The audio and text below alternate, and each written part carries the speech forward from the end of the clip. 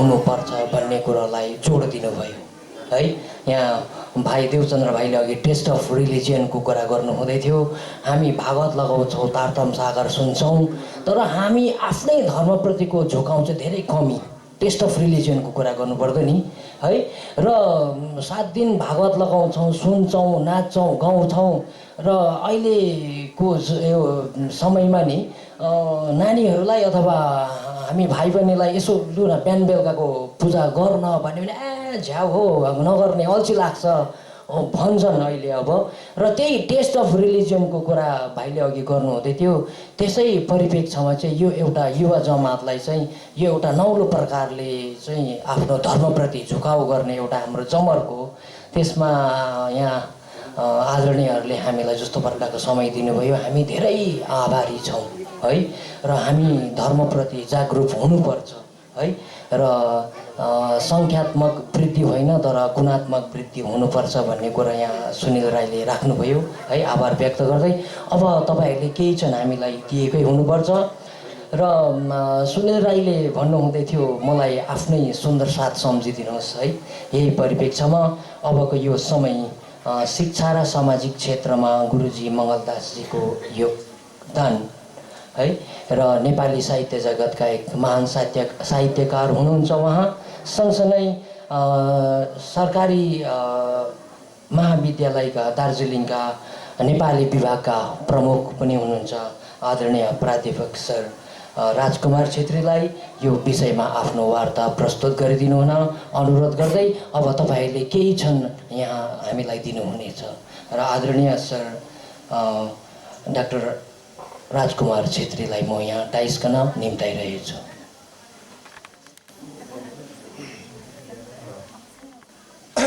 देवचन्द्रजी महाराज, ब्रह्मलीन महामती प्राणनाथ जी महाराज, प्रातस्मरणीय 108 गुरुजी मङ्गलदास जी महाराज, साथै आजको यस कार्यक्रमका व्यासपीठ माननीय गुरुजी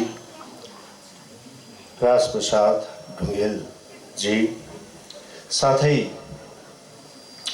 श्रीकृष्ण प्रणामी मन्दिर रङ्बी अनि श्रीकृष्ण प्रणामी धर्मसभा रङ्बी मङ्पू पिस्कमानका समस्त आदरणीय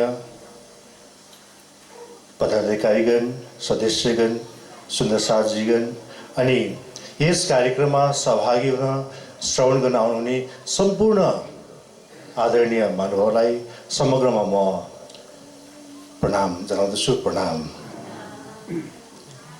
पूर्ववक्ता आदरणीय गुरु चिन्तक, साहित्यकार, नाटककार, कवि हामीले चिनिरहेका छौँ।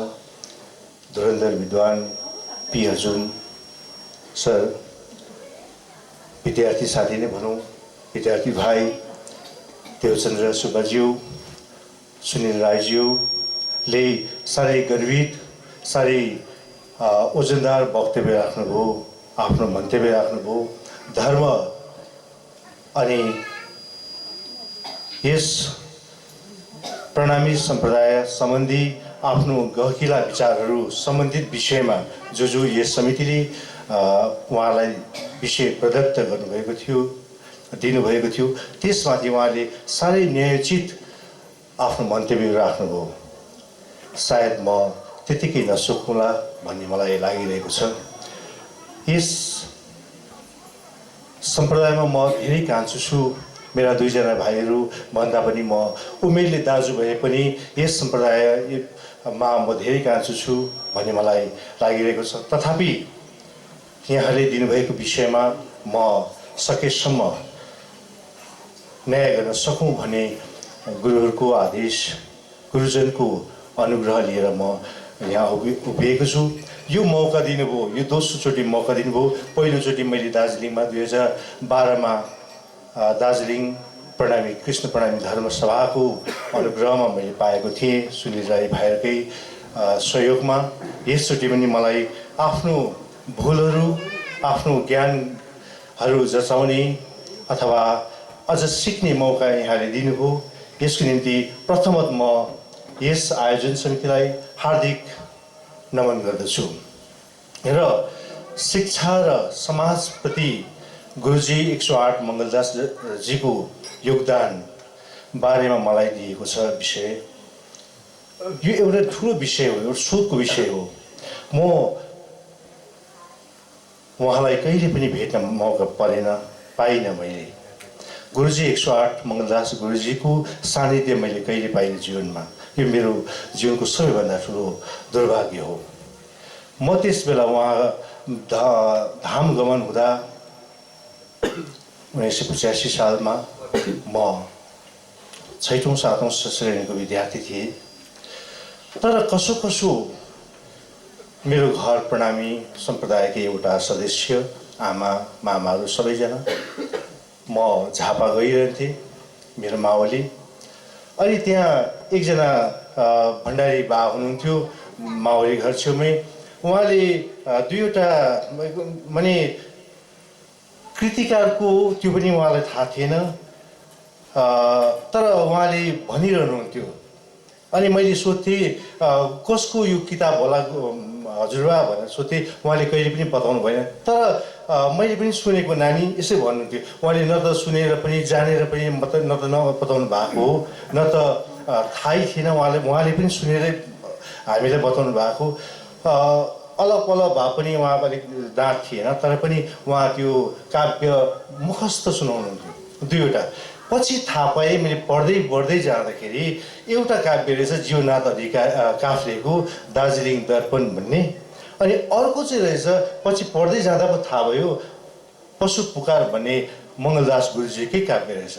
उहाँले त्यस बेला भन्नुहुन्थ्यो कि किरा मिरा आइकन पशुसम्म आयौँ, हराम बिराम केही छैन व्यर्थै खुकुरी खायौँ भन्दै त्यो काव्य सुरु गर्नुहुन्थ्यो। तर त्यस्तै चाहिँ रहेनछ त्यो काव्यमा चाहिँ। अलिकति हामीले पछि पढ्दै जाँदा थाहा पायौँ कि 84मा घुमिफिरी पशुसम्म आयौँ, हाम्रो बिराम केही छैन खुकुरी पो खायौँ, तिम्रो जस्तो कर्म गर्दा अति दुःख पायौँ, किरा मिरा भइकन पशुसम्म आयौँ, मान्छे अनि पशु पंक्षी जति छन् जुनी, मरेपछि सबैको यस्तै गति हो नि।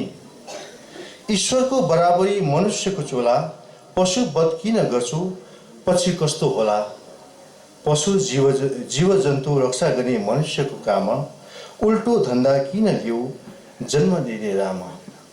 यसरी रहेछ काव्यमा चाहिँ। यो सानो अंश मात्रै, एउटा दोहा मात्रै, एउटा पद मात्रै। तर उहाँले त्यो पछिसम्म मलाई धेरै याद थियो। र यसरी गुरुजीको सानिध्य नपाए पनि, उहाँको कृतिको नाम नसुने पनि, तर उहाँको त्यो कृतिको बारेमा चाहिँ मैले सानैदेखि सुन्दै आएको रहेछु।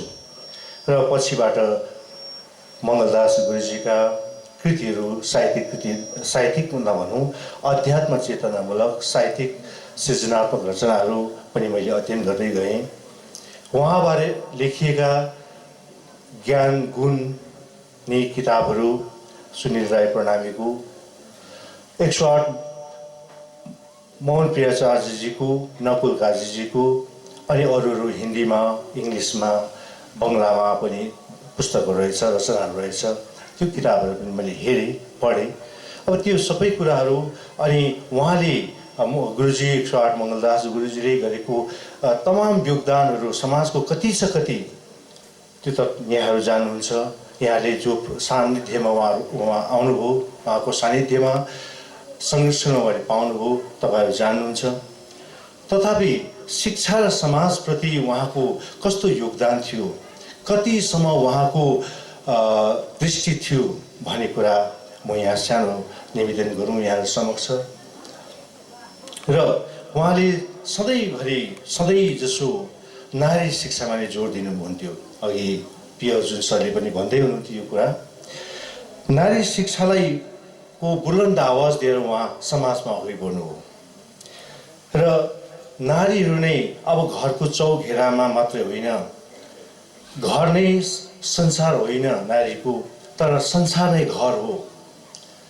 उहाँको आमा पनि अशिक्षित नभनौँ, असाक्षर भनौँ, असाक्षर भएकोले उहाँले नारीहरू शिक्षित भयो भने समाज त्यसै पनि उज्यालो हुन्छ, देश त्यसै पनि उज्यालो हुन्छ, सबै उज्यालो हुन्छ भन्ने बुझेर उहाँले नारी शिक्षामा जोड दिनुभयो। र ठाउँ ठाउँमा जहाँ जहाँ मन्दिर भयो, जहाँ जहाँ स्थापना भयो, त्यसमा सानो कोठामा भए पनि गीताको शिक्षाको माध्यमद्वारा होस् अथवा उहाँले आफै लेखिएको पुस्तक आत्मसोपनद्वारा होस्, उहाँले त्यो शिक्षाको जागरण उहाँले काम गर्नुभयो।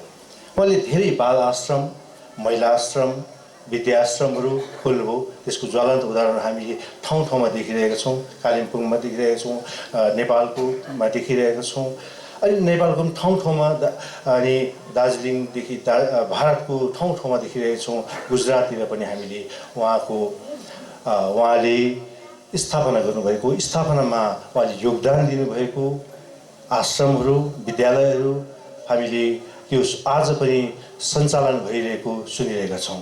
र उहाँले त्यति मात्र होइन, नारी जागरणको निम्ति बाइजु सङ्घ पनि खोलेर नारीलाई सचेततामूलक कार्यक्रमहरूमा अगाडि बढाउनमा ठुलो योगदान दिनुभएको छ। र यसरी नारी चौघेरामा एउटा कोठामा, एउटा घरमा सीमित नभएर संसारलाई नै घर बनाउनुपर्छ, संसार नै नारीको घर हो भनेर उहाँ निरन्तर लागि पर्नुभयो र त्यसै अनुरूप उहाँले कार्य गर्नुभयो।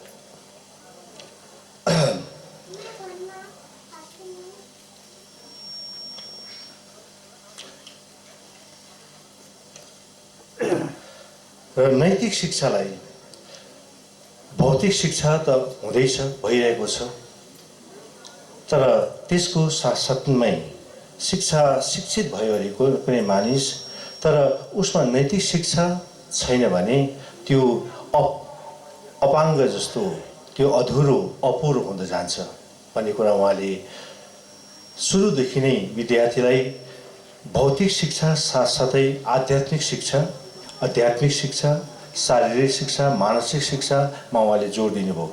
र विद्यालयहरूमा जहाँ जहाँ उहाँले स्थापना गर्नुभयो अनि जहाँ जहाँ उहाँले आश्रमहरू खोल्नुभयो, ती आश्रमहरूमा उहाँले गीताको माध्यमद्वारा यस किसिमको शिक्षालाई, आध्यात्मिक शिक्षालाई, नैतिक शिक्षालाई उहाँले जोड दिनुभयो। र गुरुजीका व्यक्तित्व, कृतित्व अर्थात् उहाँको योगदानबारे धेरै सन्त महन्त, धेरै विद्वान विदेशीले विभिन्न प्रकारले गहकिला अध्ययनहरू, गहकिला पुस्तकहरू निकालिसकेको अघि मैले यहाँलाई निवेदन गरेँ। र ती पुस्तकहरूमा जति काम भएको छ, अझ मलाई लाग्यो अझ धेरै कामहरू गर्नु बाँकी रहेछ। अझै विभिन्न आयामहरूले, विभिन्न अहिलेको दृष्टिकोणहरूले, साहित्यकै दृष्टिकोणले पनि विभिन्न अहिलेको रिसर्च मेथोडोलोजी छ, विभिन्न एङ्गलहरू चाहिँ हेर्ने, अध्ययन गर्ने परम्परा छ, क्षेत्र छ। त्यस क्षेत्रबाट पनि शोध अनुसन्धान, एउटा रिसर्च काम गर्नुपर्छ भन्ने लागिरहेको छ। अब युवा समाजले, उहाँले त दिनुभयो, उहाँले त समाजको लागि दिनुभयो, समाजबाट लिएर समाजलाई धेरै दिनुभयो, तर त्यो जति दिनुभयो त्यति हामीले लिइरहेका छैनौँ, अवश्य लिइरहेका छैनौँ।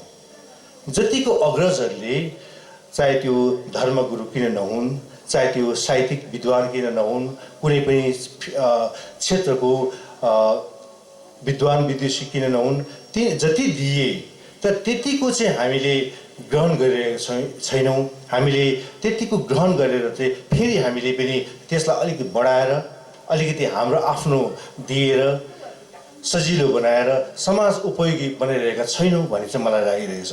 गुरुजीले जुन शिक्षा दिनुभयो त्यतिको हामीले परिपालन गरिरहेका छैनौँ, अनि त्यस्तै अनुरूप हामीले समाजमा लागू गरिरहेका छैनौँ भन्ने मलाई लाग्छ। त्यसतिर पनि अब हाम्रो युवा समाज, युवा वर्ग सचेततापूर्वक लाग्नुपर्छ। अघि देवचन्द्र भाइले पनि यो कुरा, अनि पी अर्जुन सरले पनि राख्दै हुनुहुन्थ्यो। र शिक्षा र समाज एक अर्काका सम्पूरक हुन्, परिपूरक हुन्। समाज अन्तर्गत कुनै पनि व्यक्ति र उसको परिवारले निवास गरेको हुन्छ समाजमा, र त्यसलाई त्यो समाजलाई चलाउने, समाजलाई अघि बढाउने भन्ने कुरा त शिक्षाबाटै लिन्छ। शिक्षा नै हो फेरि। अनि मानिसले जीवनभरि जे जति ज्ञान लिन्छ त्यो लिएको ज्ञान कहाँबाट लिन्छ भने समाजबाट लिने हो अनि समाजलाई दिने हो। हामीले जति जेबाट ज्ञान लिन्छौँ, चाहे गुरुजनबाट लिन्छौँ, स्कुल, कलेज, युनिभर्सिटी, आध्यात्मिक गुरु, पुस्तकहरू, सेमिनार, सङ्गोष्ठी, जे भनौँ, डिस्कसन, अरू जे कुनै पनि माध्यमद्वारा, चाहे हामी बजारमा जाँदा पनि हामी ज्ञान लिन्छौँ, सानो नानीबाट पनि ज्ञान लिन्छौँ, चाहे एउटा सानो नानी पनि गुरु हुनसक्छ।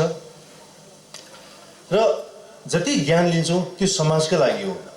तर समाजबाट हामीले ज्ञान लिएर समाजलाई दिएनौँ भने त्यो उपयोगी भएन, सामाजिक उपयोगी भएन। यस कारणले गर्दा गुरुजीले त्यो कुरा मुन्न राखेर सबै युवा युवती अथवा आफ्नो प्रवचनहरूमा पनि पुस्तकहरूमा पनि भन्नुहुन्थ्यो कि पहिले तिमी समाजको बन अनि समाज तिम्रो बन्नेछ। व्यक्तिभन्दा समाज ठुलो हो र व्यक्ति मर्छ तर समाज मर्दैन। शास्त्रले बताएको छ कि 4 आश्रम हुन्छ कि ब्रह्मचारी आश्रममा विद्यार्थीले के अरे 25 वर्ष जन्मेको 3 वर्षदेखि 25 वर्षसम्म ज्ञान शिक्षा दीक्षा आर्जन गरेर त्यहाँदेखि अरू 3वटा आश्रममा प्रयोग गर्ने। तर गुरुजीले चाहिँ भने अलिक फरक किसिमले नै व्यवहारमा उतार्नुभयो। यो कुरा सुनिल राईले पनि आफ्नो पुस्तकमा निकै सविस्तारपूर्वक चर्चा गर्नुभएकै छ। यहाँहरूले हेर्नुभएकै छ। जसले हेर्नुभएको छैन अवश्य अब गएर फेरि एकचोटि हेर्नुहुने नै छ। र उहाँले चाहिँ शिक्षा भनेको कुरा, शिक्षा दीक्षा भनेको कुरा 25 वर्षसम्म मात्रै होइन, जीवनभर गरिरहनुपर्छ। जीवनभर विद्यार्थी भयो भने मात्रै काम लाग्छ।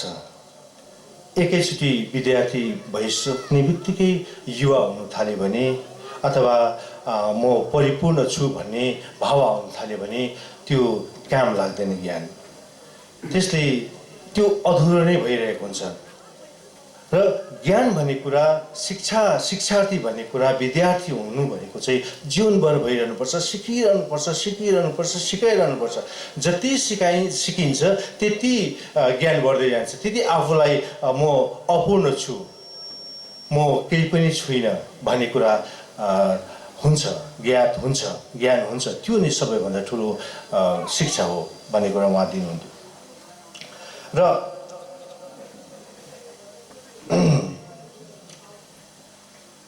अनि शारीरिक शिक्षा, आत्मिक शिक्षा, जुन हामीले अघि आध्यात्मिक शिक्षाहरू भन्यौँ, र त्यो कुराहरूमा पनि जोड दिनुहुन्थ्यो। शारीरिक शिक्षा, मान्छे शरीर स्वस्थ छैन भने पनि केही पनि काम गर्न सक्दैन। शरीरभित्र प्राण बस्छ, त्यो प्राणलाई रक्षा गर्ने पनि शरीर हो। शरीर नै स्वस्थ छैन भने प्राण मर्छ, केही गर्नु सक्दैन। र यस कारणले शरीरलाई यो प्राण रक्षा, प्राणभित्रै नै छ सबै कुरा। फेरि जति हामीले इच्छा आकाङ्क्षा, ज्ञान गुणदेखि लिएर हार पराजय, जति कुराहरू संसार यावत कुराहरू छ यो शरीरभित्रको प्राणभित्रै हुन्छ। र प्राणलाई रक्षा गर्नु पनि शरीरको रक्षा गर्नु हो। र यसरी शारीरिक शिक्षामा पनि जोड दिनुहुन्थ्यो। र के अरे आश्रमहरूमा, विद्यालयहरूमा शारीरिक शिक्षाप्रति पनि उहाँले जोड दिनुभएको हामी उहाँले गर्नुभएको कर्महरूको जुन अध्ययन गर्ने, प्रत्यक्ष देख्ने, प्रत्यक्ष लाभ उठाउनेहरूबाट जुन हामीले लेखेको पाएका छौँ, उहाँहरूको जानकारी अनुसार यो कुरा हामी पाइरहेका छौँ। आज हामीसँग के छ भने एउटा स्कुलमा विद्यार्थीहरूले रटाई, जुन सुगर रटाई छ जस्तो, त्यो रटेर आयो भने कतिजना अभिभावकहरू पनि खुसी हुन्छन् कि पढाइ राम्रो छ त्यो स्कुलको। तर त्यसो होइन। र त्यसो होइन भन्ने कुरा चाहिँ मङ्गलदासजी गुरुजीले सुरुदेखिकै बताउँदै आउनुभएको थिएछ। सुरुदेखिकै र किताबी ज्ञान मात्रै हुनु भनेको त केही पनि होइन, जसमा जीवन जगतको जीवन सम्बन्धी अध्यात्म सम्बन्धी यो चराचर जगत सम्बन्धी जब ज्ञान छैन, ज्ञान हुँदैन भनेदेखिलाई चाहिँ त्यो किताबी ज्ञानले मात्र चाहिँ केही हुँदैन।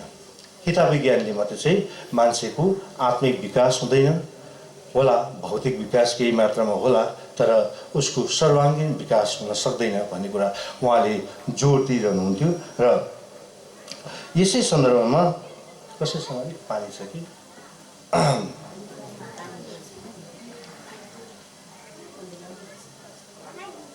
र मङ्गलदास गुरुजीबाट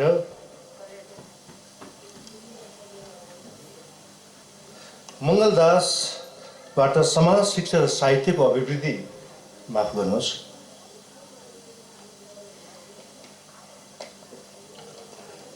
साहित्यको अभिवृद्धि,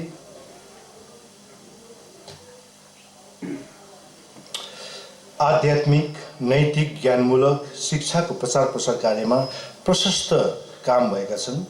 गुरु मङ्गलदासजीद्वारा प्रचारित आध्यात्मिक नैतिक शिक्षामा विशुद्ध मानवतावाद पाइन्छ।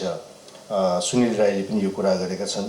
मानवतावादको केन्द्रीय तत्त्व नै अहिंसा हो र मन, वचन र कर्म नै वास्तवमा हिंसात्मक कार्यका 3 प्रमुख आधार हुन्। मनले सोचेर, वचनले अग्राह्य बोलेर अनि कर्मले कुकृत्य गरेर हिंसात्मक प्रवृत्तिलाई टेवा दिन्छ। हिंसा भनेकै एक प्रकारको डरलाग्दो पाप हो। पापको मूलबिन्दु नै विश्वासघात हो। यसैले गुरु मङ्गलदासजीले यस सन्दर्भमा लेख्नुभएकै छ र ठाउँ ठाउँमा प्रवचनहरूमा भन्नुभएकै छ, विश्वासघात भन्दा ठुलो अरू कुनै कुरा छैन।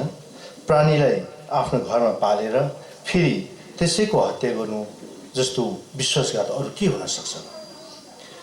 र गुरुजीका अध्यात्म चेतनामूलक सृजनात्मक कृतिहरूमा हामीले प्रार्थना पुष्पाञ्जली, आत्मसोपान, अन्तर्दृष्टि, पशुपुकार, मङ्गलसूक्ति आदि आदि पुस्तकहरू पाएका छौँ। यसबारेमा मैले दार्जिलिङको धर्मसभाद्वारा आयोजित कार्यक्रममा मैले साहित्यिक पक्षमाथि निकै लामो बोलेको छु त्यस बेला। र ती आध्यात्मिक पुस्तकहरू, कृति रचनाहरूमा सोझो भाषामा उहाँले धेरै कुरा भन्नुभएको छ। छोटो छोटो कुराहरू, छोटो छोटो सुक्तिहरूमा उहाँले धेरै धेरै त्यो सुक्तिले आफै व्याख्या गरिहाल्छ। व्याख्या गरिरहनु पर्दैन, व्याख्या गरेको हामीले पुस्तकहरू पनि पाएका छौँ। मङ्गलसूक्तिको नीतिपरक विवेचना भन्ने पुस्तक पनि छ सुनिल राईको, र नकुल कारजीको पनि छ। र त्यसभन्दा पनि हामी त लाग्छ सरल पनि, त्यसै पनि व्याख्या भइरहेको छ त्यो सरल भाषामा। र सादा जीवन उच्च विचारका प्रतिमूर्ति हामी भनेर मान्छौँ मङ्गलदास गुरुजीलाई। त्यस्तै उहाँको यो 1008वटा सुक्ति भएको जुन मङ्गलसूक्ति 108 गुरुजी मोहन प्रियाचार्यले सम्पादन गर्नुभएको छ, ती 108 सुक्तिलाई मात्रै हेर्दा पनि हामीलाई के लाग्छ भनेर चाहिँ त्यो सादा शब्दमा उच्च अभिव्यक्ति कोष, कोष नै भन्दा हुन्छ, उच्च अभिव्यक्ति कोषको रूपमा हामी मान्छौँ। र यस्तो पुस्तकहरू, यस्तो सृजनात्मक अध्यात्म चेतनामूलक सृजनाहरू निस्किनु भनेको नेपाली वाङ्मय ढुकुटीमा अध्यात्ममूलक अन्नको थपनी हो। अध्यात्ममूलक अन्नको थपनी हो। हामीलाई जीवाई मात्र होइन, जीवन पनि चाहिन्छ। हामीलाई अभावपूर्तिको रचना मात्र होइन, स्वभावपूर्तिको असल खोराक पनि चाहिन्छ भन्ने कुरा आत्मसात गर्नुभएका तत्त्वदर्शी गुरुजी 108बाट सोही प्रकारको कृतिहरू हामीले पायौँ। र दृष्टान्तको रूपमा म यहाँहरूसँग एक दुईवटा कुरा राख्छु। पढ्नेलाई यो कुरा सर्वमै विदित भएको हो। कतिजना विद्यार्थी साथीहरू, भाइ बहिनीहरूले सायद त्यो 108वटा सुक्ति भएको मङ्गलसूक्ति हेर्नुभएको छैन होला। त्यसबाट हामीलाई शिक्षा दिने, त्यसबाट हामीलाई अलिकति शिक्षामा अभिप्रेरित गर्ने सुक्तिहरू हामी यहाँ राखौँ। म त गोरेटो बनाउँछु, यो गुरुजी मङ्गलदासजीले भन्नुभएको, म त गोरेटो बनाउँछु, गोरेटो बन्यो भने सडक आफै बनिहाल्छ। शत्रुलाई मित्र बनाउने कला सिक। संसारमा शत्रु कोही छैनन्, शत्रु आफैभित्र छ। काम, क्रोध, लोभ, मोहमाथि विजय प्राप्त गर, यिनै तिम्रा वास्तविक शत्रुहरू हुन्। अघि देवचन्द्रजीले पनि भन्दै गरेको जस्तो लाग्यो मलाई। अर्काको अवगुण गाउँदा गाउँदा त्यो अवगुण आफैभित्र पस्छ। त्यसै कारण अर्काको अवगुण कहिले नगाऊ।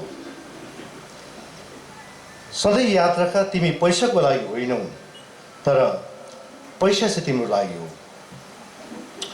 इज्जत कमाएर मर्नु बाँच्नु हो, तर इज्जत गुमाएर बाँच्नु चाहिँ मर्नु बराबर हो। हामी देखिरहेका छौँ नि, अलिकति यो आध्यात्मिक पक्षदेखि बाहिर गयौँ भने, राजनीतिकतिर गयौँ भने इज्जत गुमाएर बाँचेकाहरू थुप्रै छन्, ती मरेकाहरू हुन्। आफूलाई सत्य चाहिन्छ भने सत्यकै पक्षमा हिँड, सत्य बोल, सत्य व्यवहार गर। यसरी विभिन्न छन्। मैले 2-4वटा यहाँ दृष्टान्तको रूपमा मात्र राखेको हुँ। र गीताबाट हिन्दू धर्म ग्रन्थ, अध्यात्म ग्रन्थ, गीताबाट कर्तव्य गर, फलको आशा नराख भन्ने महावाणी, बाइबलबाट प्रतिछुतको भावना नराख, अनि कुरान शरीफबाट सबैभन्दा ठुलो नेता सबैभन्दा बेसी सेवा गर्ने नै हुन्छ। तर अहिले यहाँ त हेऱ्यौँ भने सबैभन्दा ठुलो नेता त जसले पैसा खर्च गर्छ ऊ नै हुन्छ भने जस्तो भइसक्यो। र यसरी नेता भनेको चाहिँ अब कर्म गर्ने, सेवा गर्ने व्यक्ति, महामानव भन्नु उहाँ लेख्नु भएको हो त्यो कुरान शरीफमा। त्यो शब्द यहाँ उपयुक्त भएको हो, प्रयोग भएको हो। र यसरी यी महाबानीहरूबाट अत्याधिक प्रेरित र प्रभावित मात्र होइन, प्रेरित र प्रभावित भएर मात्र उहाँ बस्नु भएन, ती महाबानीहरूलाई जीवनमा उहाँले अक्षरश पालन पनि गर्नुभयो। र अक्षरश पालन गरेर अरूलाई पनि पालन गर्न बारम्बार आग्रह गरिरहनु भयो। प्रत्येक चोटिको उहाँको प्रवचनहरूमा, मैले त प्रवचन अघि नै यहाँहरूसँग निवेदन गरी सुन्ने मौका पाइनँ, तर सुन्नेहरूबाट यो कुरा बारम्बार उल्लेख भइरहेको हामी देख्छौँ र लेखिरहनु भएको छ। र 108 गुरुजी मोहन प्रियसार्य महाराज मङ्गलदासजी गुरुजीका सम्बन्धमा यसो भन्नुहुन्छ कि उहाँ एकजना समाजसेवी, राष्ट्रभक्त, मानवताका पुजारी, हिन्दुत्वका रक्षक, कुशल कर्मयोगी महात्मा हुनुहुन्थ्यो। उहाँले जीवनभरि धर्म, संस्कृति, सभ्यता र संस्कारको शिक्षा दिनुभयो। साँच्चै आजीवन उहाँले निरन्तर रूपमा नेपालबाट, उहाँ राणा शासनको जुगजुगीबाट उहाँले धर्म प्रचारको निम्ति जब भारत आउनुभयो, दार्जिलिङ आसामतिर उहाँले त्यो गुरुजीको आदेश पाएर उहाँले धर्म प्रचारको निम्ति आउनुभयो।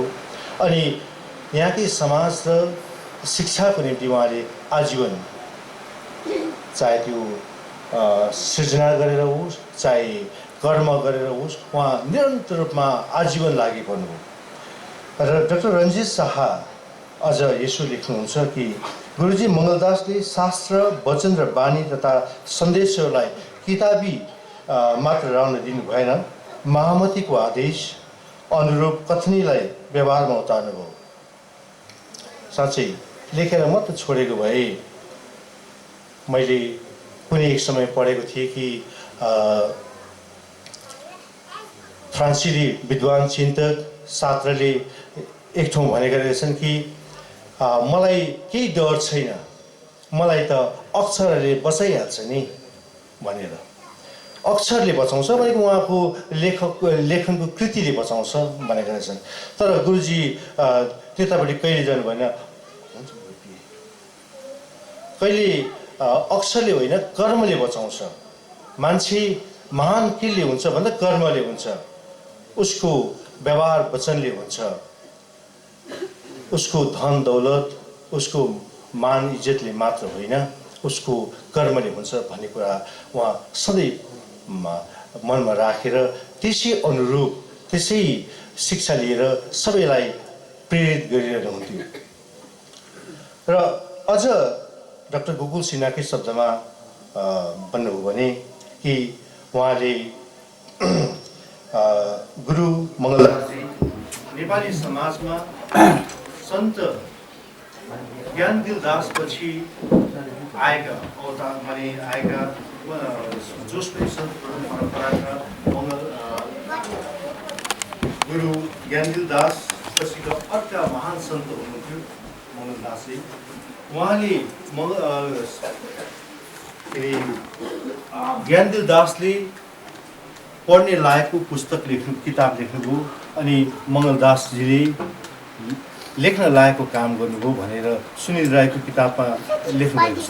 तर मलाई त के भन्नु मन लाग्छ भने उहाँले लेख्न लायकको काम त गर्नुभयो नै अवश्य, तर पढ्न लायकको किताब पनि लेख्नुभएको रहेछ, प्रशस्त लेख्नुभएको रहेछ, जो हामीले पढेर पचाइरहेका छैनौँ।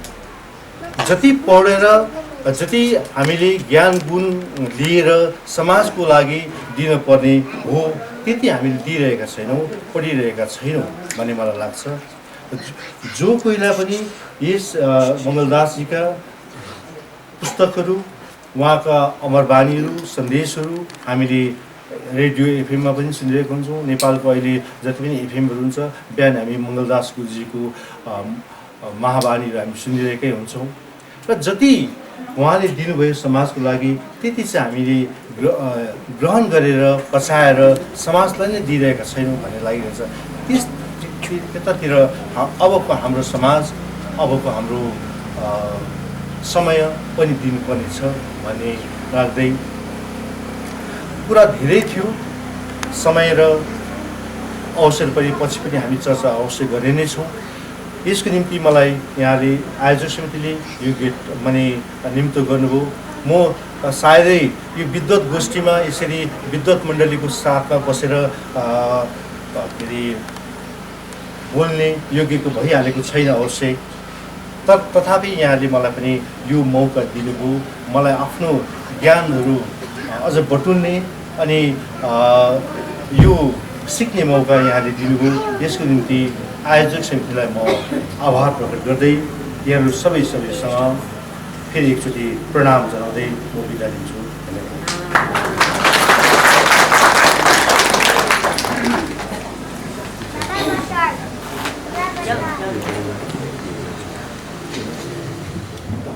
विद्यालयका नेपाल विभागका प्रमुख हुनुहुन्छ र अघि मैले भनिहालेँ हाम्रो यो जमर्को थियो युवा पिँढीलाई आफ्नो धर्मप्रति जागरुक बनाउने, एउटा कट्टरवादी बनाउने, लचुलेपनदेखि हटाउने एउटा हाम्रो जमर्को।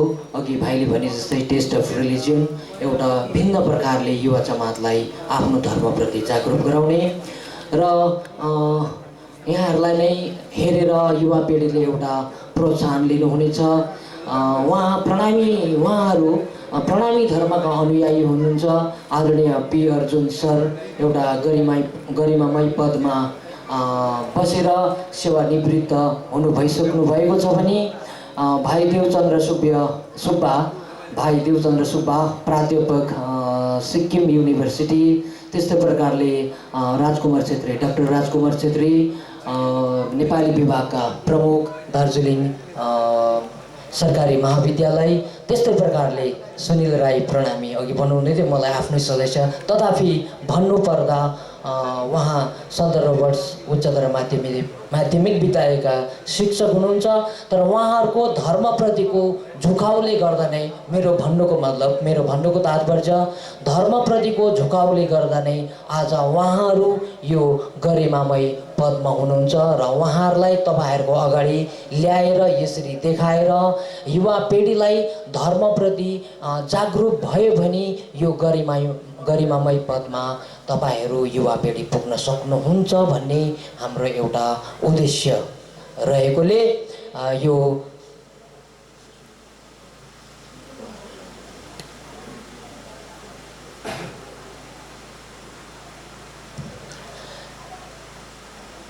उद्देश्यले यो एउटा विद्वत गोष्ठी हामीले यहाँ आज राख्न सक्यौँ र आफ्नो बहुमूल्य समय दिनुभए बापत हामी यहाँहरूप्रति आभार व्यक्त गर्दै म यस मन्दिर निर्माण समितिका अध्यक्ष महोदय श्रीमान दिलीप गुरुङलाई यहाँ अगाडि आइदिने अनुरोध गर्दै र बाइजुराज सङ्घका स्वयंसेविकाहरूलाई पनि यहाँ केही क्षणको निम्ति अगाडि आइदिएर श्री मङ्गल महक जो हिजो आदरणीय गुरुजी श्री श्री 108 मोहन प्रिय आचार्यको बाहुलीबाट हिजो लोकार्पण भइसकेको छ र सो किताबलाई यहाँ म अध्यक्ष महोदयको बाहुलीबाट प्रदान गरिदिनु हुन म हार्दिक अनुरोध गरिरहेछु छु। यो मङ्गल महक किताब जो हिजो मात्र लोकार्पण भएको छ र आदरणीय पी अर्जुन सर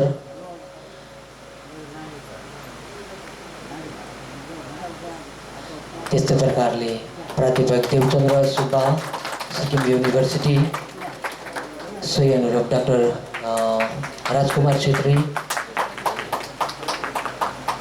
अनि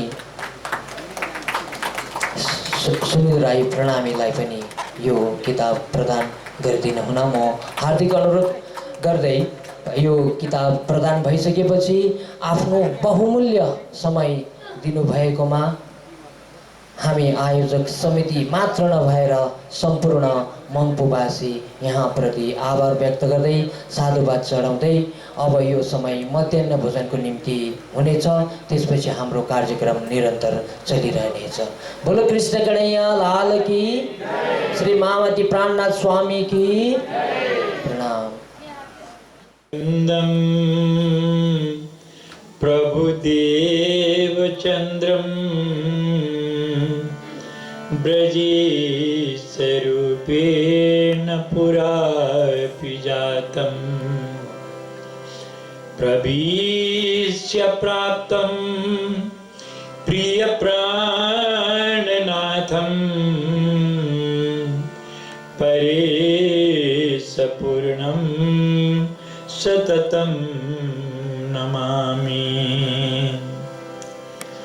ब्रह्मा प्रिया जागरणाय जाता सर्वस्वपाता भवसिन्धुत्राता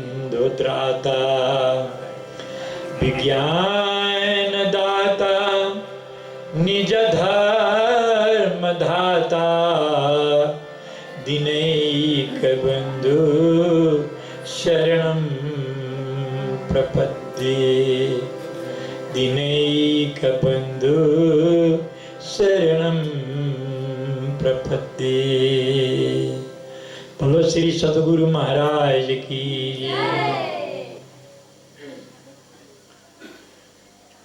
यहाँ आज विद्वत गोष्ठीमा भेला हुनुभएका सबै विद्वान विदुषीगण एवं सर्वसुन्दर साथीजी, मलाई यस पूर्व नै जानकारी दिइसक्नु भएको छ। हाम्रो उद्घोषकजीले महामती श्री प्राणनाथजीको 4th शताब्दीको अर्थ के हो? एउटा त पहिला त महामती, त्यसपछि अनि प्राणनाथ। महामती किन भनिन्छ, प्राणनाथ के हुन् र 4th शताब्दीको अर्थ आशय के हो? यही कुरालाई म लिएर आज अलिकति 2 शब्द हजुरलाई प्रस्तुत गर्न गइरहेछु। सायद 10-12 मिनट समय त लाग्ला र हजुरको यो बहुमूल्य समयलाई मैले लामो खर्च गर्न पनि हत्या नै भएको सम्झिन्छु। र यहाँ हामीले सबैभन्दा पहिला प्राणनाथ भन्नुभन्दा पहिला हामीले महामती नामले उहाँलाई सम्बोधन गर्दछौँ। महामती त बुद्धिमानी मानिसलाई महामती भनिन्छ। भागवतमा पनि अक्रूरजीलाई महामती भनेर भनेको छ अनि विदुरलाई पनि महामती नामले सम्बोधन गरेको छ।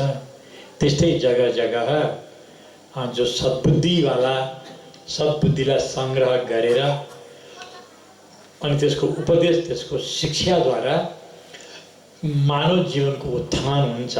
जसको शिक्षाद्वारा, जसको उपदेशद्वारा, जसको उपदेशको अनुकरण गर्दा मानव जीवनको उत्थान हुन्छ, उसलाई महामती भनिन्छ। अब श्री प्राणनाथजी त यो संसारको ज्ञान मात्रै उनमा नभएर, भौतिक ज्ञान मात्रै नभएर, प्रचुर मात्रामा आध्यात्मिक ज्ञानले भरिएको हुनुहुन्थ्यो। यहाँदेखि लिएर दिव्य परमधाम श्री अक्षराति दिव्य परमधामको पनि उहाँले सतह वर्णन गरेर, जो आजभन्दा पहिला हाम्रा कति ज्ञानी मुनिहरू, ऋषि महर्षि तपस्वीहरू भएर गए, तर यो संसारका कुराहरू कहिले कसैले समाजको हित गर्न सिकाए, कसैले आफन्त आफ्नो नातेदारहरूको, आफ्ना बन्धुहरूको संरक्षण गर्न सिकाए, कसैले देशको, कसैले राष्ट्रको आदि समाजको यस्तो हित गर्न सबैले शिक्षा दिए।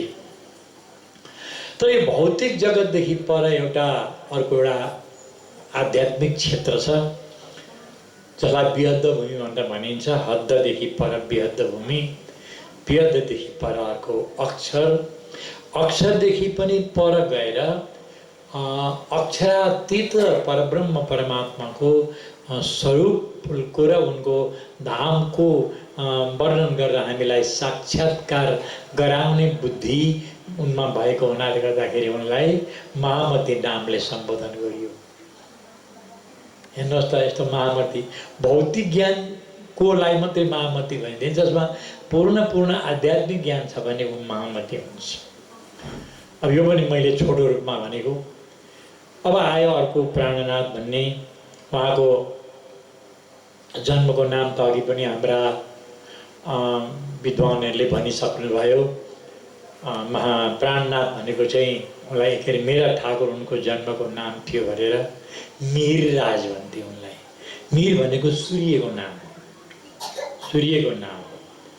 उहाँलाई जन्मकालमा भने उनी जब बामे सर्ने हुनुभयो, बामे सर्ने भएपछि अब ठुल्ठुला घरानाका शिरसाहुकारहरू, राजा बादशाहका घरमा कुनै पुत्रहरूको जन्म भयो भनेदेखि चाहिँ उनको भविष्य हेर्नका लागि उनीहरूले एउटा ठुलो हलमा मानव जीवनमा जति चिजहरू उपयोगिता छन्, चाहिन्छन्, गृहस्थीदेखि लिएर गृहस्थी, व्यापारी सबै हैन, जति चाहिन्छ ती सबै कुराहरू एक चिन्हहरू त्यो हलमा भरिदिएको हुँदो रहेछ। माझमा प्यासेज राखेर। हेर्नुहोस् त, भगवानका मूर्तिदेखि लिएर यो व्यवहारमा चाहिने हाम्रा काँटा, कोदाला, हाम्रो यहाँ के भन्छन् सिक्कल भन्छन् नि, त्यस्तो खुर्पा भन्छन्, कतै त्यस्ता दाउ भन्छन्, कोकुरी भन्छन्, त्यस्ताहरू पनि, हलो आदिहरू पनि त्यस्ता पनि राखेर, कसै काहीँ कागज र कलम राखेर यस्ता प्रकारले सबै पुरा भरिदिएको हुन्थ्यो। काहीँ भगवानका, विष्णुका, शिवका, ब्रह्माजीका, कृष्णका 24 अवतारका मूर्तिहरू पनि त्यसमा राखिदिएका हुन्थे। र संसारमा जति पनि उसलाई उपयोगमा आउँछन्, मानिसहरूलाई आवश्यक पर्छ, यी आवश्यक वस्तुहरू सबै त्यो हलमा राखिएको हुन्थ्यो। र त्यो बालकलाई उसलाई टीका लगाएर, केही आशीर्वाद लगाएर उसलाई दिएर छोडिदिँदा रहेछन्। अनि अब बामे सर्दै गएर या टुकुर हिँड्दै गएर पहिले जुन वस्तुलाई उसले अँगाल्दछ त्यसले जीवनमा त्यही काम गर्छ भन्ने कुरा एउटा सत्य विश्वास चलेर आएको हुँदो रहेछ। ठुल्ठुला राजा रजौटाहरूको घरमा, ठुला शिरसाहुहरूका घरमा यसले के गरी खाला त भन्ने एउटा चिन्ह त्यसबाट प्रश्न उठ्दो रहेछ। यसरी नै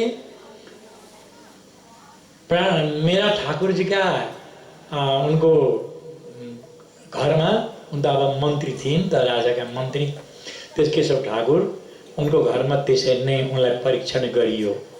परीक्षण गर्दाखेरि यसरी बामे सर्दै के सम्बन्धै उभिँदै सबै कुरो छोड्दै गएर सरासरी गएर मीरा ठाकुरले गएर श्रीकृष्णको मूर्तिलाई अँगाल्नु भएछ हो। ठुला त्यहाँ अब जजमेन्ट गर्नेहरू मानिसहरू पनि बसेका हुन्छन् त्यस्ता हो। यो परम कृष्ण भक्ति हुन्छ यो, यसले अरू केही काम गर्दैन। परम कृष्ण भक्ति हुन्छ भन्ने, यसले जगतलाई मार्गदर्शन गर्छ भन्ने कुराको एउटा निशानी त्यस्तो प्रकारको।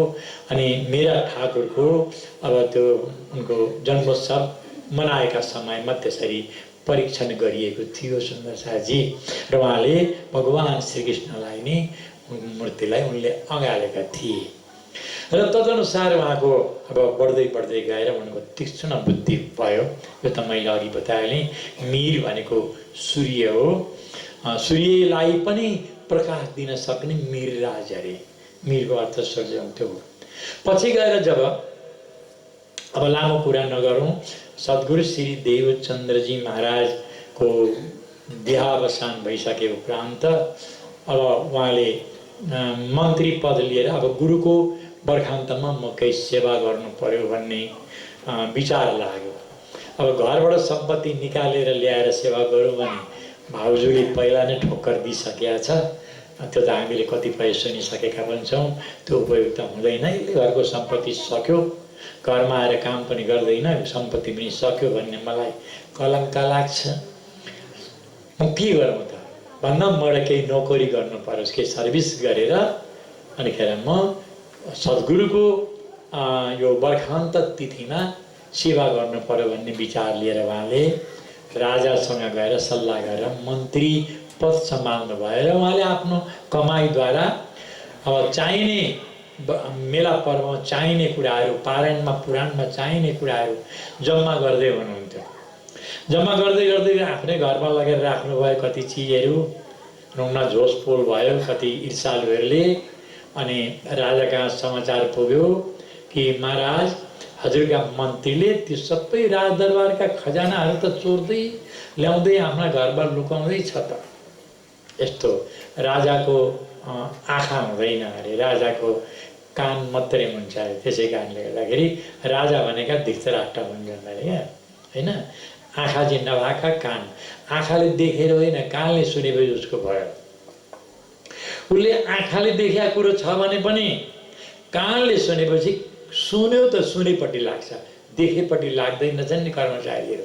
अहिले यहाँ एउटा पुलिसहरू या कुनै राजकर्मचारीका अगाडिपट्टि एउटा कोही मान्छेले च्याट्ट पारेर कसैलाई काटिदियो, उसले आँखाले देख्यो नि, तर मैले आँखाले देखेको त्यसले यसले मारेको उसले पटक्कै भन्दैन। भरे त्यहाँ वकिलहरूले हो त्यहाँ जजमेन्ट गर्दै गर्दै गर्दै जाँदाखेरि चाहिँ कतापट्टि चाहिँ कुन पक्षमा चाहिँ अलिकति धारा निस्किन्छ नि, हो त्यो सुनेका कुरा मात्रै मान्दछ उसले, यो कुरो प्रत्यक्ष छ। यसै कारणले गर्दाखेरि अब मेरा ठाकुर र उनका 2-3 भाइलाई लगेर कारागारमा लगेर राखियो नि 1 वर्षसम्म, होइन? हो त्यति बेला विरह गर्नुभयो, मेरा ठाकुरले विरह गर्नुभयो, सद्गुरुको विरह गर्नुभयो, सद्गुरुको सम्झना गर्नुभयो। गुरुदेव मैले त नराम्रो काम त केही गरेको थिइनँ, म माथि किन यस्तो आपत्ति परिआयो भनेर उहाँले गुरुको जब सम्झना गर्यो, त्यति बेला श्री निजानन्द स्वामीको भनौँ सुन्दर बाईको आत्मामा जहाँ आएर श्यामाजी महारानी पनि बस्नु भएको थियो। हो श्री सद्गुरु श्री देवचन्द्रजी महाराजको आत्मा, होइन? र सुन्दर बाईको वासना अनि श्यामाजीको शक्तिसहित आवेशसहित गएर मेरा ठाकुरका दिलमा प्रवेश भयो त्यो जेलभित्र। यति मात्र होइन, यसपछि त के भयो त भन्दाखेरि चिन्तन गर्दै जाँदाखेरि साक्षात् श्री अक्षरातीत पूर्ण ब्रह्म परमात्माको मार्गदर्शनै पनि उहाँलाई त्यहाँ प्राप्त भयो। आवेश रूपमा आएर राज्य स्वयं विराजमान हुनुभयो र उहाँका मुखारविन्दबाट वाणीहरू निक्ले, यी त हामी सुनिरहेका छौँ। हो यसै कारणले गर्दाखेरि जसरी हाम्रो एउटा पाटको बोरामा भरि चामल राखेका छौँ भने हामीहरू त्यहाँ चामलको बोरा हुन्छ, चामलको त बोरै हुँदैन, होइन? जुन टिनमा तेल राखेको छ भने त्यहाँ हामी के भन्छौँ, तेलको टिन भन्छौँ, तेलको त टिनै बन्दैन। चिनी राखेको बर्तनलाई चिनीको बर्तन भाँडो भन्छौँ हामीहरू, चिनीको कुनै बर्तनै बन्दैन। तर जुन जे चिज जसका भित्र राखिएको हुन्छ त्यसले त्यही संज्ञा पाउँदो रहेछ। त्यस कारणले मीरा ठाकुरका दिलमा स्वयं पूर्ण ब्रह्म परमात्मा श्रीराजी महाराजको शक्ति आएर समावेश भएको हुनाले गर्दाखेरि उनको नाम के भयो भन्दा प्राणनाथ भयो। प्राणनाथ परमात्माको नाम, मीरा ठाकुरको नाम होइन। यो ब्रह्म नपर्नु। मीरा त उनको शरीरको नाम, उनको लक्षणको नाम थियो। तर उनलाई प्राणनाथ किन भनियो त भन्दाखेरि उनका भित्र आएर को बसे? परमात्मा आएर विराजमान हुनुभयो आवेश जोसका रूपमा आएर। त्यस कारणले गर्दाखेरि उनको नाम प्राणनाथ भन्ने रह्यो। जस्तै चामलको बोरा भने जस्तो मीरा ठाकुरलाई प्राणनाथ नामले अब चिनिन थाल्यो। यो कुरो मैले यहीँ नै राखेँ। महामत त हजुरले बुझिहाल्नु भएको छ, प्रकट बानीमा पढ्नु भएको छ। श्री धनीजीको जोस, आत्मतुलहीन, नूर, हुकुम, बुद्ध मूलवतन, ये पाँचों मिल भई श्री महामत वेद कते भो पहुँचे शरद। वेद पुराणमा उल्लेख रहेछ यस्ता यस्ता प्रकारका महापुरुषहरू अभाविनो भविष्यन्ति, अघि पनि थिएनन् पछि पनि हुँदैनन् है। र सबैलाई के अरे आत्मकल्याणको मार्गदर्शन गराउनेछन् प्रेम लक्षणा भक्तिद्वारा भन्ने कुराहरू व्यासीका भविष्यवाणीहरू यहाँ आएर पूर्ण भए। यस कारणले वेद कतै पो पहुँची शरद। धनीको जोस पनि आयो हैन, श्यामाजीको आत्मा पनि आयो, आत्मन्तुलहीन, नूर तारतम ज्ञान पनि त्यहाँ प्रकाश पनि भयो, बुद्ध मूलतन परमधामको जागृत ज्ञान पनि आयो आदि आदि। यस कारणले सम्पन्न भएको हुनाले महामती र परमात्मा स्वयं उहाँको हृदयमा बसेर अब उहाँको वाणीको विस्तार भएको हुनाले उनको नाम प्राणनाथ भन्ने रह्यो। सुन्दर शाहजी, प्राणको रक्षा गर्नेवालालाई प्राणनाथ भनिन्छ। प्राण भनेको आत्मा हो। मेरो त प्राण जाने बेलाको भनेको त म मर्न आँटेँ भनेको हो नि त, मेरो आत्मा निस्किन आँटो भनेको हो। प्राणनाथ, प्राण भनेको आत्मा, आत्माका मालिकलाई प्राणनाथ भन्छन् सुन्दर शाहजी। यसैले गर्दाखेरि प्राणनाथ उनको नाम रहेको हो। र यहाँ हजुरको समय म नष्ट गर्न चाहन्न। अब आयो प्रसङ्ग चतुर्थ शताब्दीको।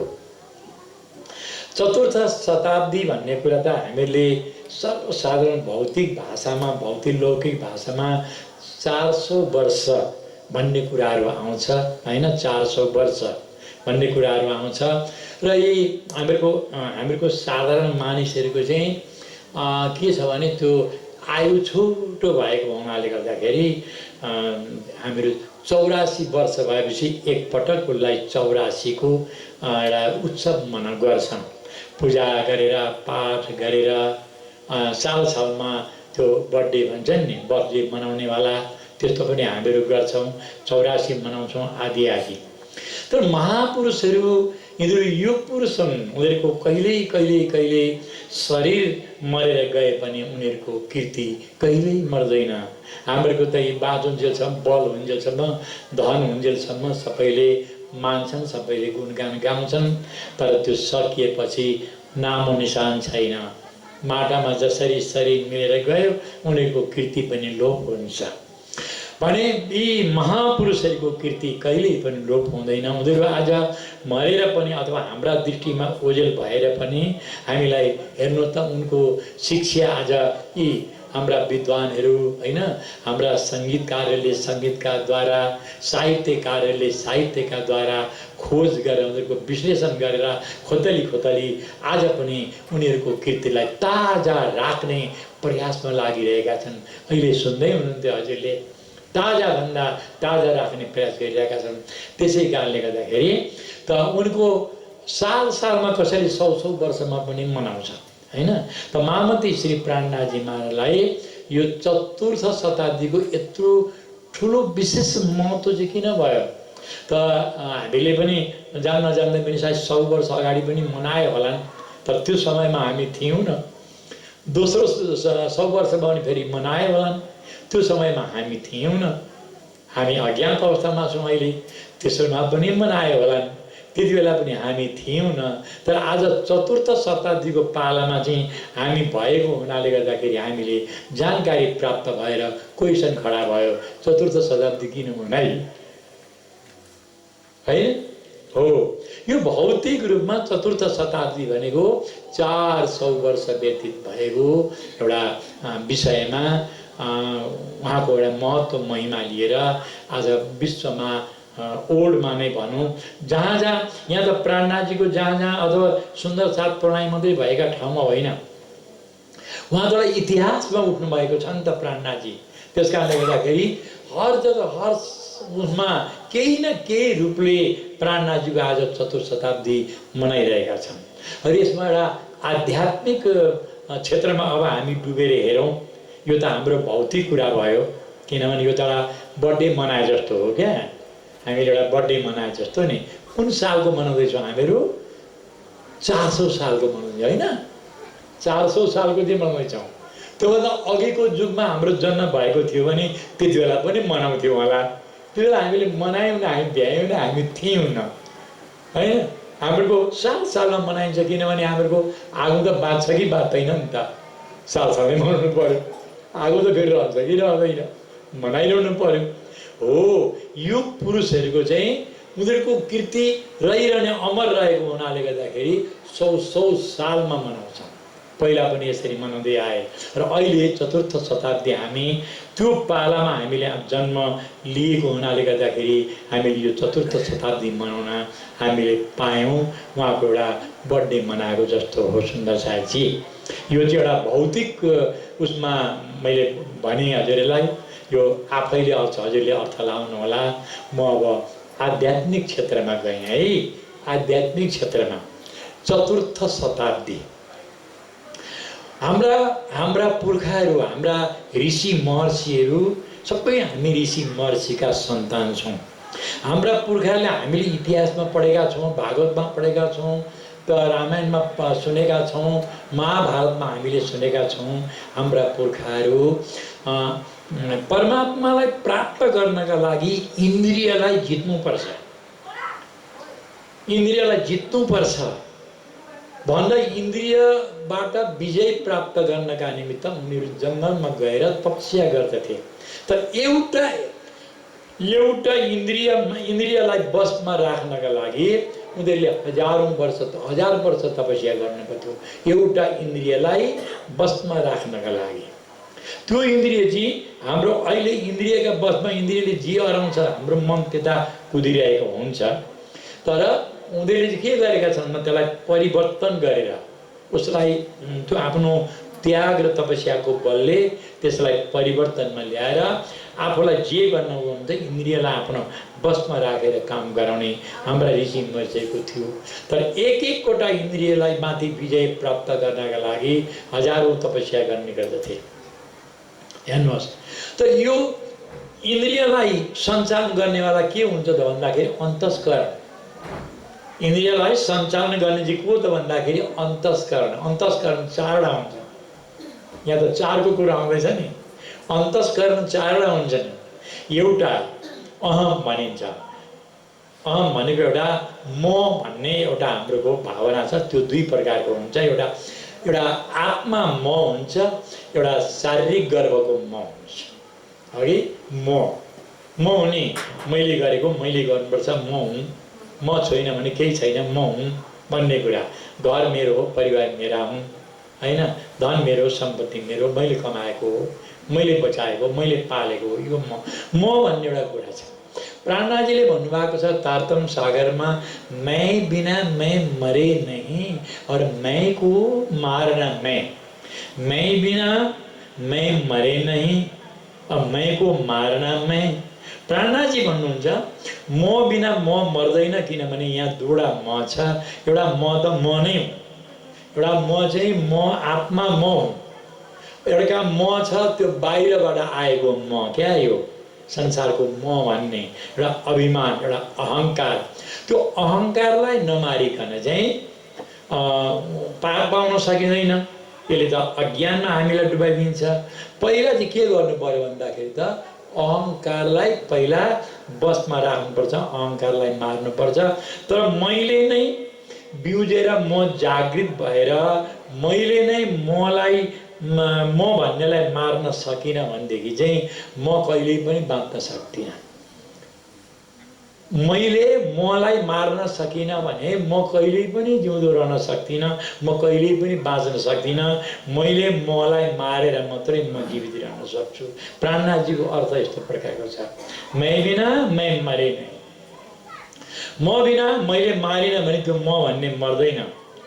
मैको मार्न मै, त्यो म भन्नेलाई मैले मार्नुपर्छ। हेर्नुहोस् त त्यो दशामा त्यो म भन्ने वस्तुलाई मार्नका लागि कति समय लगाएका थिए त हाम्रा ऋषि महर्षिले भन्दाखेरि त 100 वर्ष लगाएका थिए। एउटा वृत्तिलाई मार्न हामीले 4 वृत्तिले घेरेको छ। एउटा वृत्तिलाई मार्न उनीहरूले 100 वर्ष लगाएका थिए। एउटा केलाई? अहम भन्ने वस्तुलाई मार्नका लागि हो। ल 100 सालमा अहम भन्ने वस्तुलाई मार्न 100 साल लाग्यो। अब अहमका पल्लापट्टि के आउँछ त भन्दाखेरि एउटा चित्त भन्ने वस्तु आउँछ। त्यो चित्त भनेको चाहिँ इच्छा हो।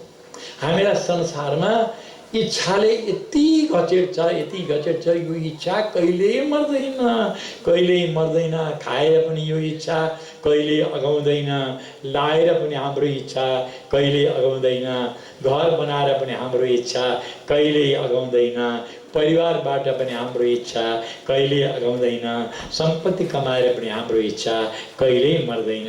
यो इच्छा वृत्तिले मान्छेलाई के गर्दछ भन्दा बार बार घुमाएर संसारमा भड्काइरहँदो रहेछ। इच्छाले नि, इच्छा मरेन भने चाहिँ इच्छासँगै हामी निक्लेर गयौँ भनेदेखि चाहिँ यो इच्छाले तर के अरे मनको संसारलाई जित्यो, बुद्धिको संसारलाई जित्यो, इच्छाको संसारमा पुर्याएपछि त्यसले त्यहीँ बाटो रोक्दो रहेछ। तेरो इच्छै पुरा भएको छैन, तर म साथ दिन्छु। फेरि त्यो इच्छाले यहाँ ल्याउँदो रहेछ। त्यो काम गर्न पुरा भएकै छैन, त्यो काम पुरा भएकै छैन, यो गर्न भन्ने त्यो पुरा भएकै छैन। इच्छाले फेरि मोडेर यो संसारमा भड्काएर लिएर आउँछ।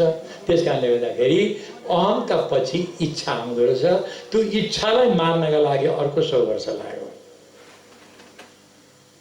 अर्को 100 वर्ष लाग्यो इच्छा वृत्तिलाई मार्नका लागि। इच्छा त मर्यो होइन, इच्छा त मर्यो। हेर्नुहोस् है त, हो अब के आयो? इच्छाको पछि आउँछ बुद्धि। यो बुद्धि चाहिँ कस्तो छ त भन्दाखेरि यो बुद्धि चाहिँ माया हो एउटी, यो बुद्धि माया हो। त्यस कारणले गर्दाखेरि त्यो बुद्धिलाई, बुद्धिको सङ्कल्प विकल्पलाई बसमा गर्नका लागि अर्को 100 वर्ष लाग्यो। अब त्यसपछि यो सबैलाई सञ्चालन गर्नका लागि मन त छँदैछ जिउँदै होइन, र मनको वृत्तिलाई मार्नका लागि अर्को 100 वर्ष लाग्यो मनको वृत्तिलाई जित्नका लागि। हेर्नु सुन्दर साथी, त्यस कारणले गर्दाखेरि हामीलाई के भनेको छ शास्त्र पुराण भने जाति विद्या महत्त्वम च, हेर्नुहोस्, जाति विद्या महत्त्वम च रूपम यौवनमेव च यत्नेन परिहर्तव्यम पञ्चैते भक्ति कण्टका। यो महामती श्री प्राणनाथजी महाराजले दिएको सन्देश अनुसार हामीले अहम चित्त बुद्धि मनका जुन सङ्कल्प विकल्पहरू छन् यिनीहरूलाई मार्न सकिएन भने हामीलाई त्यो अखण्ड घर जाने बाटोमा विघ्न बाधाहरू खडा गराइदिन्छन् र यसलाई हामीले मार्नुपर्छ भन्ने उपदेश दिँदै उहाँले भन्नुहुन्छ यत्नेन परिहर्तव्यम। यी भक्ति मार्गका काँडा हुन्। यो अहम चित्त बुद्धि मनका सङ्कल्प विकल्प तर्क वितर्क लाई सँगै हामी खेलिरह्यौँ भनेदेखि चाहिँ पार पाउन सकिँदैन।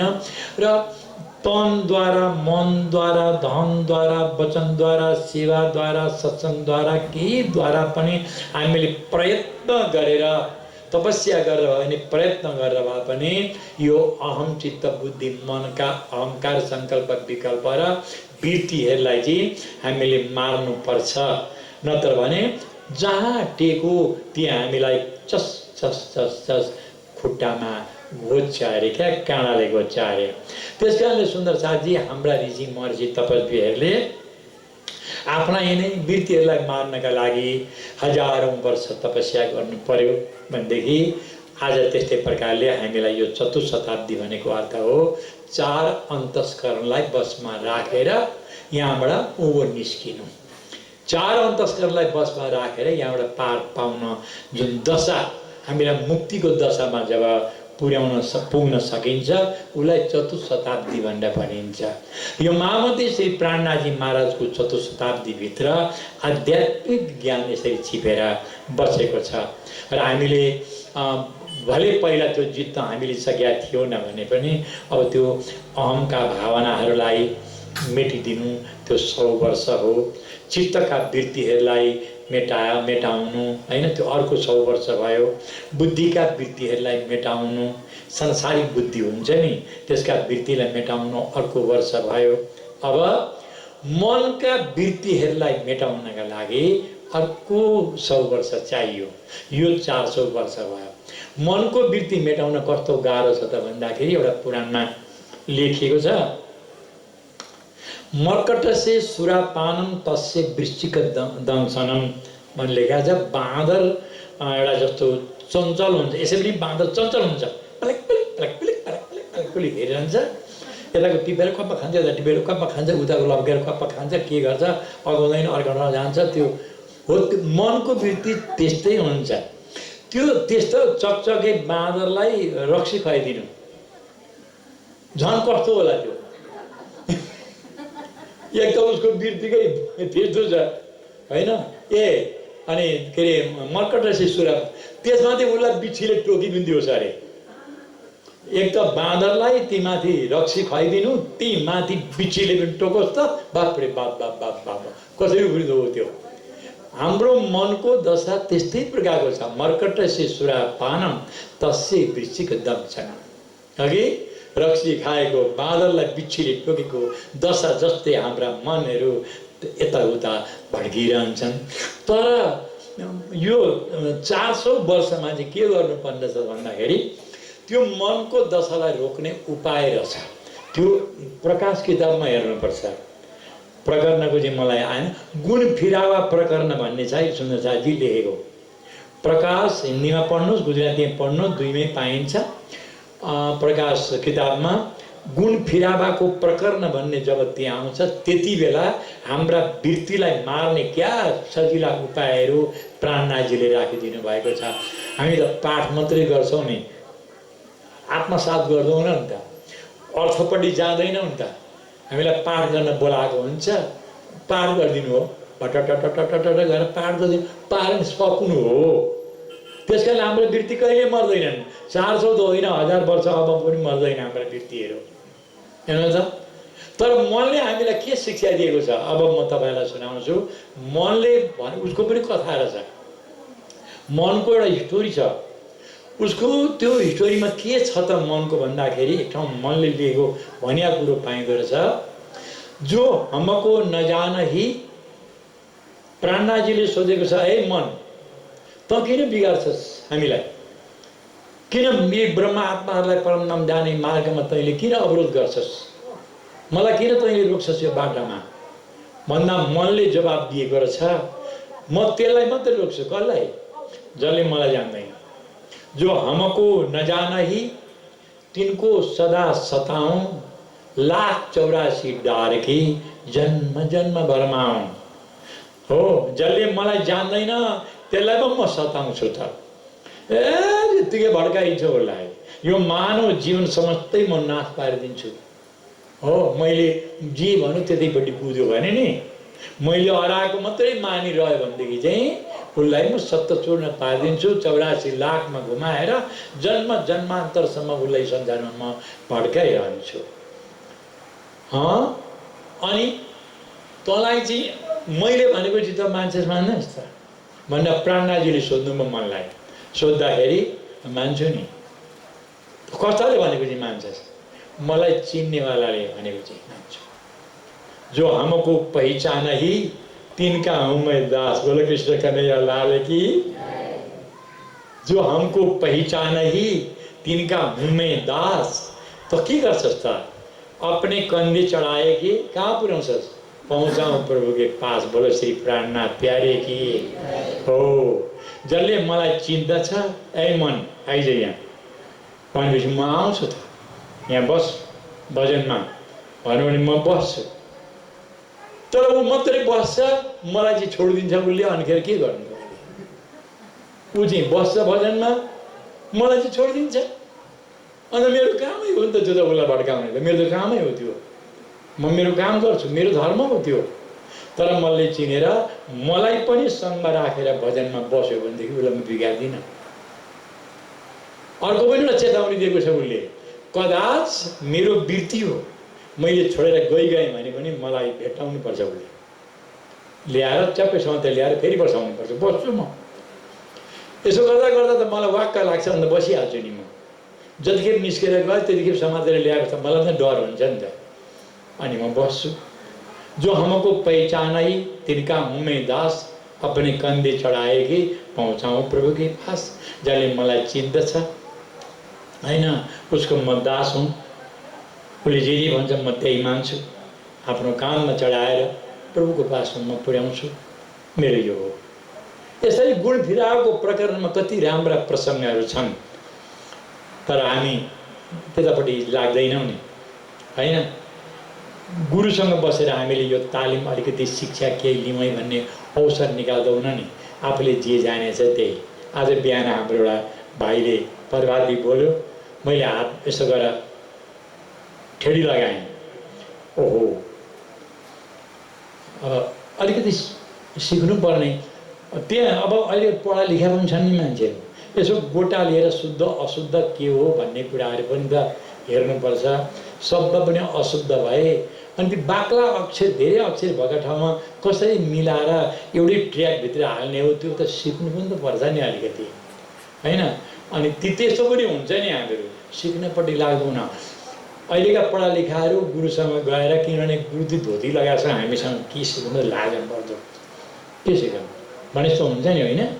त्यस कारणले गर्दाखेरि गुरुसँग गएर सिक्दा सानो होइन्छ भनेर सिक्दैनन्। थुप्रो कुरा यसरी गल्ती हुँदा छन् र गुरुसँग गएर अलिकति सिक्नु नै पर्छ बाबु हो कि।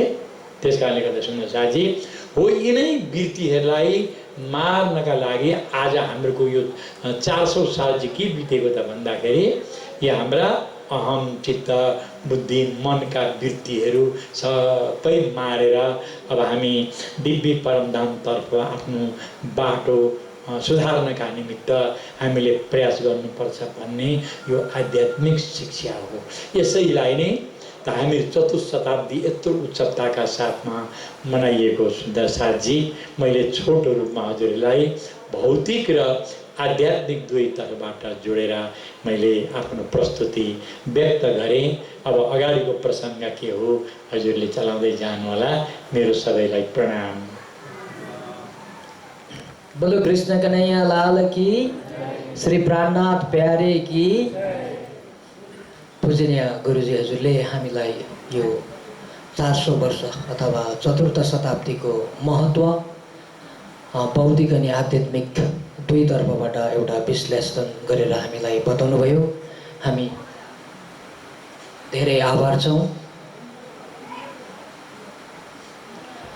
र मैले अघि पनि भन्दै थिएँ, यदि गुरुजी हजुर यो भेगमा पुग्नु नभएको भए सायद हामी अझ पनि आज यसरी, अघि गुरुजीले भन्नुहुँदै थियो आफ्नो भित्र भएको वृत्तिहरूलाई कसरी मार्नुपर्ने कुरा यहाँ बुझाउनु हुँदै थियो। यदि गुरुजी हजुर यो भेगमा आइपुग्नु नभएको भए सायद आज हामी यसरी यहाँ प्राणनाथ चतुर्थ शताब्दी मनाइरहेको हुन्थेनौँ। सायद विषयानन्दमै हामी भुलिरहेको हुने थियौँ। हामी आभार व्यक्त छौँ। अझसम्म पनि गुरुजी हजुरले हामीलाई यसरी नै जगाइरहनु भएको छ। यो उमेरमा पनि आएर पहिला त जगाउनु भयो, अझै पनि कहीँ सुतेको पनि छन् कि भनेर बेला बेलामा आएर यसरी जगाइ नै रहनु भएको छ। हामी धेरै खुसी हुनुपर्छ, आभार व्यक्त गर्नुपर्छ। हामीले गुरुजी हजुरलाई समय दिनुपर्छ, किनभने यो सम्पूर्ण देन योगदान गुरुजी हजुरलाई जाँदछ। यसैले हामी आभार व्यक्त छौँ। यो उमेरमा पनि गुरुजी हजुरले हामीलाई आफ्नो समय निरन्तर दिइरहनु भएको छ र अझ अगाडि पनि यस्तै प्रकारले गुरुजी हजुरले हामीलाई दिइरहनु हुनेछ। र अब हाम्रो अगाडिको कार्यक्रममा सम्बर्धनाको कार्यक्रम छ।